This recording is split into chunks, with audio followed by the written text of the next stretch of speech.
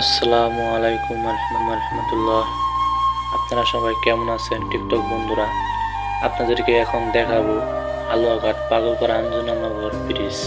দেখেন পাহাড়ে অনেক বৃষ্টি হয়েছে, তাই অনেক ডল গাঙ্গে। দেখেন এই যে এই সাইডে দেখা যাচ্ছে একবারে ব্রিজ উপরে উঠতে যাচ্ছে। এই যে এই সাইডে দেখেন অনেক পানি আছে। ভিডিওটি ভালো লাগলে সবাই শেয়ার করে দিয়েন।